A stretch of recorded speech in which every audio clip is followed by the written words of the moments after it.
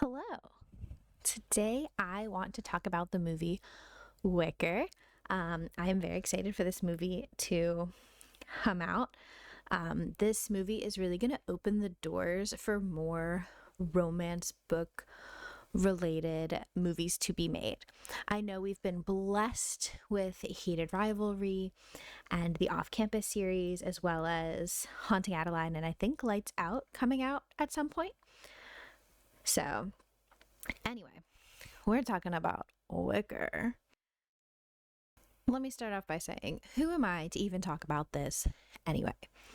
I'm a book girly. I've read about 21 sentient object romance books and about 36 monster romance books. I'm also a teacher, so I feel like I can yap about stuff, especially like this. So, yeah. I want to start off by talking about Wicker, the source material. So where did the story for the movie Wicker come from? It came from a short story written by Ursula Wills Jones in 2008 called The Wicker Husband. The story is 14 pages long, and it's written more like a folk tale than it's not like a romance short story, because I read my fair share of like 14-page romance short stories. And this is very different. Basically, the idea of this folk tale is the dangers of jealousy in society. So our story follows our protagonist, who is only called the Ugly Woman the entire time. She does not have a name. She is the Ugly Woman. And she, they say that one of her legs is longer than the other. And not only that, she catches and guts fish for a living, so she's smelly. So people don't like her, so she goes to the basket maker to make her a wicker husband. And then the wicker husband is fine. So the people of the town get really jealous. They start the wives start complaining to their husbands, saying like, well, why don't you just fix things without being asked? And then the husbands say to their wives, well, why don't you put flowers in your hair? Because all of a sudden, after the Ugly Woman marries the wicker husband, she starts actually like cherishing and taking care of herself. So they mention no less than like 15 times that she puts flowers in her hair, I guess as like a sign that like she's taking care of herself and putting effort into her appearance, even though she's still the Ugly Woman. So without spoiling things, in case the movie very closely follows the source material, the townspeople try to ruin their relationship, and things ensue from there. But that is not why we're here. No. We're here to ask the real question. Is Wicker a sentient object romance or a monster romance? In order to discuss this, I'm going to give you background into sentient object romances as well as monster romances. So let's dive right in. The first sentient object romance I want to talk about is Forked by Ruth Cardello. So in Forked, keeping it super simple because I highly recommend you read every single book that I mention in this video. I don't want to spoil any major plot points. So Forked follows our sentient object, who is a fork. After a brief, intimate moment, he becomes human. And then more or less the romance happens while in human form. So this is just one type of sentient object romance where they're starting off as an object and then kind of gaining sentience. Other books that follow this similar niche or flow, I guess.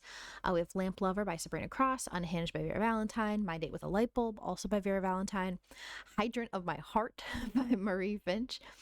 Again, highly recommend everything that I'm listing in this video. Different type of sentient object romance. So, at least in Pounded by Produce by G.M. Ferry, it's two human priests. They start off as human, they become produce, and spicy scenes can happen in both forms. This is more shifter adjacent for the sentient objects. So Books that are similar: Squeak by Vera Valentine. Squeal is the sequel to Squeak, so if you're looking for even more. And then we have Airpeen by Holly Wilde. This format is a little bit different. So the object starts as the object. So in this case, it's an airplane seat, and then stays an object with no modification, or with modifications, for the spice. And the object stays an object, but the object itself has sentience. Other books that follow this similar flow is My Date with Rock, Paper, and Scissors by Holly Wilde, and My Date with an Unidentified Flying Object by Luna Cantrip. There are so many more, but these are ones that pretty clearly show it's like, this is an object and it stays an object. So within the sentient object romance, there's a lot of different ways that the romance can play out. Next, we have monster romance. So with monster romance, the first one I'm going to talk about is Under Lock and Key. So the MMC is sometimes a monster and sometimes a human. And when it's spacey, it's only when he's human. The ones that are similar, this is more humanoid. So we have Meeting with Mallows by Nora Noodle and Hard as Wood by GM Ferry. So these are ones where they're like a monster, but then they become like humanoid. Next, Get in My Swamp by GM Ferry. Love this one. The MMC is a monster. This does not change. Is a monster the whole time. So this is a majority, I feel like, of monster romances, where your MMC or FMC, read whatever you want, is a monster, and they stay a monster. So Corn Daddy by Helena Woodcock, Ice Planet Barbarians is a wildly popular monster romance series. Morning Glory Milking Farm. Anything where the love interest is a monster and stays a monster kind of falls into this category. Then there's like the shifter monster romances. So Step Brother Bear, again, GM Ferry, killing it in this genre.